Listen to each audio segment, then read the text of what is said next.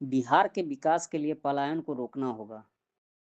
यह बातें भारत की कम्युनिस्ट पार्टी मार्क्सवादी के वरिष्ठ नेता अशोक ढाबले ने पत्रकारों से कहा। उन्होंने कहा कि आज देश में सबसे ज़्यादा गरीबी उत्तर प्रदेश में है, वहीं सबसे ज़्यादा बेरोजगारी तथा सबसे ज़्यादा पलायन बिहार से हो रहा है। बिहार के विकास के संदर्भ में डबल इंजन की सरकार की कोई ठोस नीति नहीं है। बिहार में बेरोजगारी को दूर करने की कोई योजना नहीं है। बिहार में अपराध क्रम तेजी से बढ़ रहा है। हमारी पार्टी इसके विरुद्ध संघर्ष कर रही है। जमीन की लड़ाई मजबूती के साथ पार्टी लड़ रही है। पर्चाधारी को जमीन दिलाने तथा गरीब को उजाड़ने के विरुद्ध पार्टी मजबूती के साथ खड़ी है। पार्टी के दूसरे पोलित ब्यूरो सदस्य ए विजय राघवन ने बताया कि आज देश में संविधान को बचाने की लड़ाई संसद से सड़क तक लड़ी जा रही है। शासक वर्ग के द्वारा सांप्रदायिक उन्माद फैलाया जा रहा है। ऐसी स्थिति में हमारी पार्टी का 24वां पार्टी कांग्रेस तमिलनाडु के मदुरई में होने जा रहा है, जिसमें हम संविधान की रक्षा और सांप्रदायिकता के विरुद्ध सभ्यता और संस्कृति को बचाने के संघर्ष को मजबूत बनाने का ठोस निर्णय लिया जाएगा। पार्टी कांग्रेस में किसानों पर हो रहे हमले के सवाल पर भी निर्णय लिए जाएंगे। पार्टी के बिहार राज्य सचिव ललन चौधरी ने कहा कि आज बिहार पार्टी के सामने यह सवाल गंभीर है कि भूमिहीन गरीबों को 5 डिसमिल जमीन कैसे दिलाया जाए, पर्चाधारियों तथा बटाईदारों को उनका वाजिब हक कैसे दिलाया जाए और गरीबों के घरों को उजाड़ने की सरकारी नीतियों के खिलाफ सड़कों पर उतरने का हम इस सम्मेलन में एक ठोस निर्णय लेंगे। इस अवसर पर पार्टी के राज्य सचिव मंडल सदस्य श्याम भारती भी मौजूद थे। तो हम देखते हैं कि बिहार के अंदर नीतीश कुमार जी की सरकार यहाँ पर और केंद्र के अंदर नरेंद्र मोदी जी की सरकार आज पूरे बिहार की जनता का एक भी सवाल बुनियादी तरीके से छूटा नहीं है। उल्टा हर सवाल ज्यादा आज पेचीदा हो गया है। चाहे वो जमीन का सवाल देखिए, पूरे आज बिहार के अंदर हम देखते हैं कि आज जमीन के सवाल पर बहुत बड़े संघर्ष आज भी जारी है। हमारी पार्टी की तरफ से, दूसरे वामपंथी पार्टियों की तरफ से सैकड़ों शहीद हुए ये जमीन के आंदोलन के लिए लड़ते हुए, और इस दरभंगा जिले में भी कई हमारे शहीद हुए।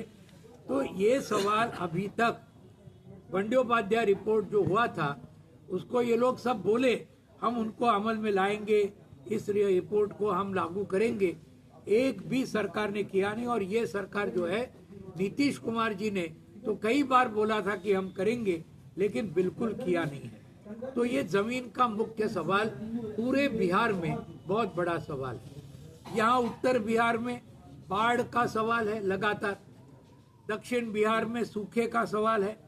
तो ये सवाल 77 साल के आजादी के बाद लगातार जारी है। ऐसा नहीं कि 1-2 साल से ये शुरू हुआ। 77 साल में किसी ने भी इस सवाल को सही माने में उठाया नहीं, उसको सुलझाया नहीं, कुछ भी ये किया नहीं। और आज ये भी किसान, खेत मजदूर, पूरी जनता, इनका जो इतना बेहाल हो गया है इसकी वजह से कि हम बोल नहीं सकते। आप उसके अंदर और ज्यादा चीज बेरोजगारी का सवाल आया है। हमारे खेत मजदूरों के लिए मनरेगा, इसका जो लागू करने का बात है, इतने बुरी तरीके से बिहार में चल रहा है कि इसके लिए कुछ आज वर्णन भी करने जैसी बात नहीं है। अभी उसके अंदर इन्होंने स्मार्ट मीटर, इलेक्ट्रिसिटी का अभी इन्होंने शुरू किया नीतीश कुमार जी ने, और इससे इतना बड़ा बिजली का बिल आया है कि पूछिए मत, यानी कोई भर भी नहीं सकता। और इसके अंदर ग्रामीण इलाका और शहरी इलाका दोनों इसके अंदर ये स्मार्ट मीटर वाला, और ये क्या है, बड़े बड़े उद्योगपतियों को ज्यादा अमीर करने के लिए ये सब चीज हो रही है। तो ये सब बातों हमने यहाँ तय किया। आपकी कांग्रेस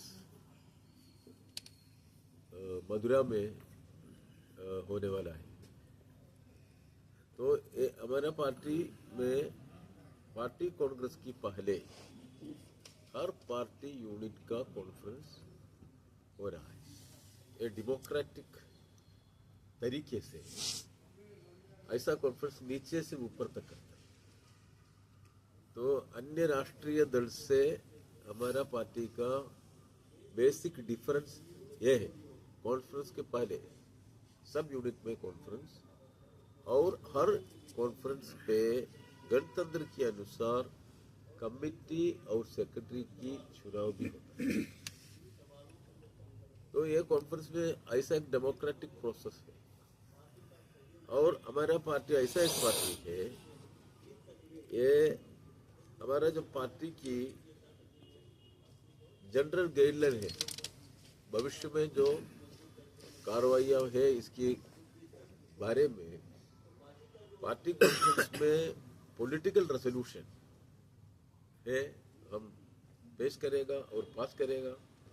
इस पॉलिटिकल रेजोल्यूशन के अनुसार आने वाले दिन में हमारा पार्टी की एक्टिविटीज भी आगे ले जाएगी। इस पे अभी ऐसा एक अवस्था है जो हिंदुस्तान में भाजपा की मुल्क अभी भी चल रहा है, इसको बिहार की एक रीजनल पार्टी की समर्थन से होता है। जो सांप्रदायिक ताकत हिंदुस्तान में जो राजनीति लागू करता है और जो इकोनॉमिक एजेंडा लागू करता है, ये दोनों देश के लिए, देश की गरीब लोगों के लिए अच्छा नहीं है।